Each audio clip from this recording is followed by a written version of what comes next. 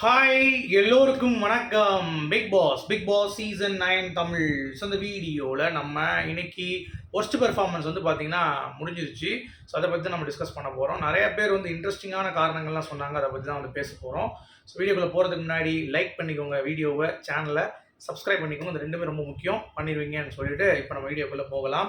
So நான் ஏற்கனவே சொன்ன மாதிரி ஒரே ஒரு பாயிண்ட் ஆஃப் வியூவில் நம்ம நிறைய விஷயங்கள் வந்து பார்த்தீங்கன்னா இதில் வந்து டெமான்ஸ்ட்ரேட் ஆகுது. அதாவது பார்வதி அப்படின்ற ஒரு ஃபோக்கஸ், கமருதீன் அப்படின்ற ஃபோக்கஸ் அப்படிங்கிறது இந்த வீட்டோட அமைதியை இந்த வாரம் வந்து பார்த்தீங்கன்னா கெடுத்துட்டு இருந்தாங்க அப்படிங்கிறது பார்க்க முடிஞ்சுச்சு.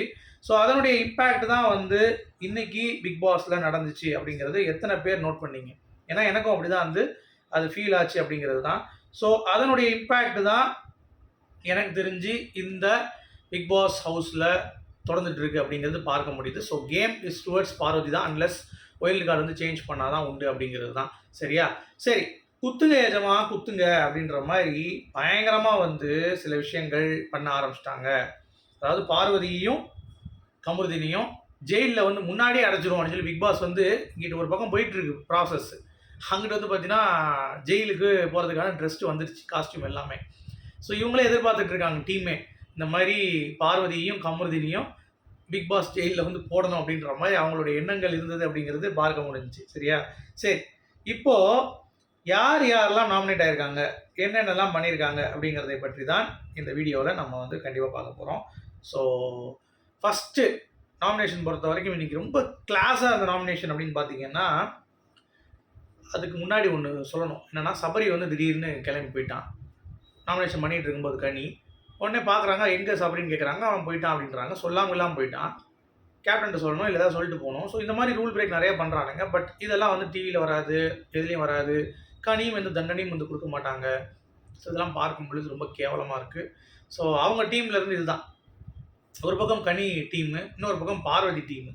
இப்போ எல்லாம் உடஞ்சி வந்துட்டாங்க பார்வதி டீம்லேருந்து. திவாகர் இப்போ வந்து தெளிவாயிட்டாப்புல. நிறைய நாமினேஷன்ஸ் எனக்கு பிடிச்சிருந்தாலும் ஆதிரை வந்து திவாகர் கிட்ட சொன்ன பாயிண்ட்லாம் வந்து நறுக்குன்னு இருக்குது. ஸோ நம்ம ஒன்று ஒன்றா வந்துடலாம். ஓகே.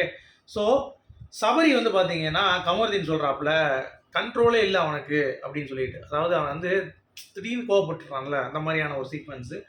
பார்வதி வந்து ஒர்ஸ்ட்டு கேம், நீ ஆடுறது ஒர்ஸ்ட்டு கேம், கண்டென்ட் தானே பண்ணுறேன்றார், கண்டென்ட்டுக்கே பண்ணலன்றா அவன்.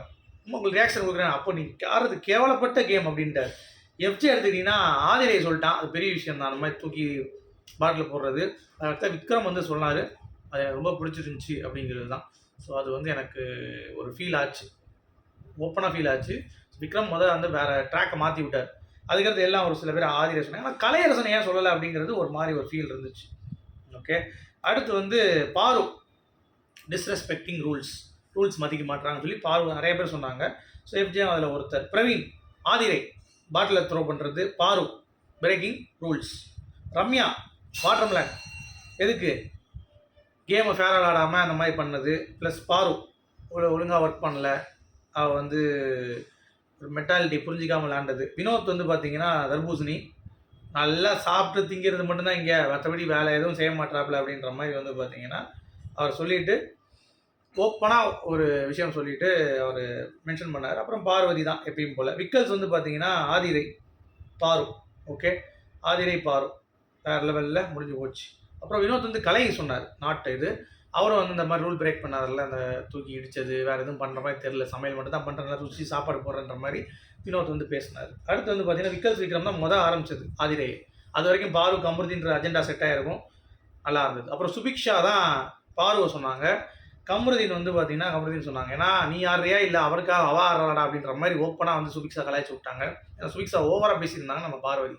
இந்த மாதிரி என்கிட்ட சொல்லி ஏமாற்றி நிறையா சொல்லணும், இன்னும் நான் இப்போதைக்கு கொஞ்சம் தான் சொல்கிறேன், அவர் ஏமாத்துக்காரி அப்படின்ற மாதிரி பயங்கரமாக வந்து சொல்லிட்டு இருந்தாங்க அப்படிங்கிறது தான் நமக்கு தோணுச்சு. ஸோ அது ஒரு இம்பேக்ட் வந்து ரொம்ப ஹெவியாக தான் இருந்தது. இம்பேக்ட் வந்து ஹெவியாக இல்லாமலாம் இல்லை, ஆதிரை சுபிக்ஷா சொன்னது அப்படிங்கிறது தான். துஷார் வந்து பாரு கமருதீன் இந்த இடத்துல துஷார் கொஞ்சம் எதுவுமே பண்ண மாட்டான், வேலை பார்க்க மாட்டானுங்க, எல்லாம் சேர்ந்து ஆடுறானுங்க அப்படின்ற மாதிரி. கமருதீன் வந்து துஷார் அண்ட் கலை.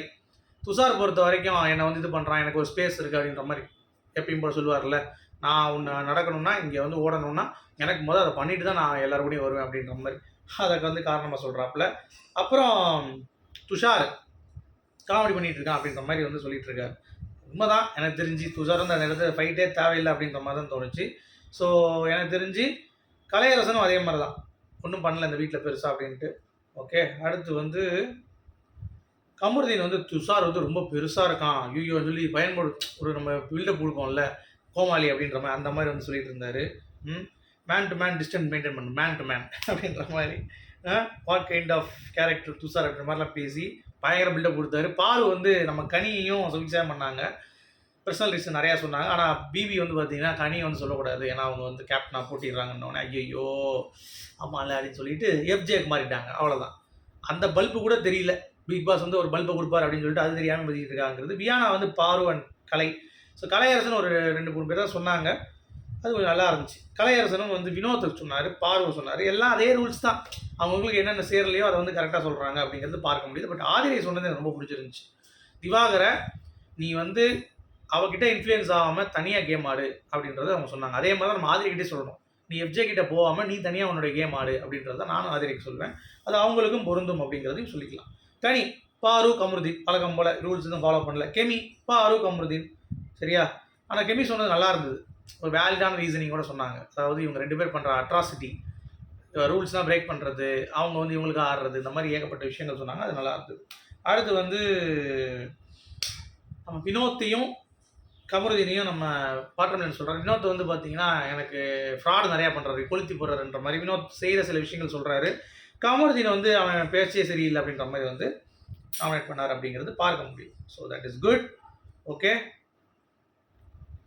அதுக்கடுத்து என்ன அப்படிங்கிறது, கனியும் சுவிக்ஷாம் பேசுனது பார்த்தீங்களா, அது கொஞ்சம் இன்ட்ரெஸ்டிங்காக இருந்தது. கனி என்ன சொன்னாங்க அப்படின்னா கொஞ்சம் கிளாரிட்டி நல்லா இருந்தது.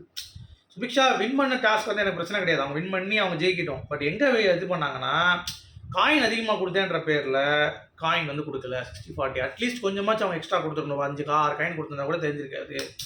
ஸோ அதனால் ஒர்க்கர் வந்து யாருமே சீட் பண்ணக்கூடாது, அதனால தான் நான் அதை ரெஜிஸ்டர் பண்ணுன்ற மாதிரி சொன்னாங்க. சூப்பராக இருந்தது. சுபிக்ஷா அந்த இடத்துல தப்பு பண்ணாங்க. அவங்களுக்கு ரம்யா காயின் கொடுப்பாங்களா, அந்த 10 காயின் கொடுப்பாங்களான்னு தெரில. ஸோ அவங்க வந்து அப்படியே வந்துட்டாங்க, என்ன பண்ணுறது காயினோட. அதனால தான் சுபிக்ஷா வந்து பார்த்தீங்கன்னா கொஞ்சம் டேஞ்சராக இருந்தாங்க. பட் கனி அந்த இடத்துல அந்த பாயிண்ட் கொஞ்சம் அப்ரிஷியேட் பண்ணணும் அப்படிங்கிறது தான் வந்து தோணுது எனக்கு. ஓகே, அவ்வளோதான், மற்றபடி வேறு எதுவும் நடக்கலை. பீட் பாக்ஸிங் ஆரம்பிக்கிறாங்க, கானா வினோத் வந்து பாட்டு பாடுறாரு. அப்புறம் வந்து டமாரம், செல்ஃப் டமாரம்னு சொல்லிட்டு ஒரு பாட்டை வந்து எஃப்ஜே பாடிட்டு இருக்கான் பார்வதியை நோக்கி. இவ்வளோ தான் நடந்துச்சுங்க.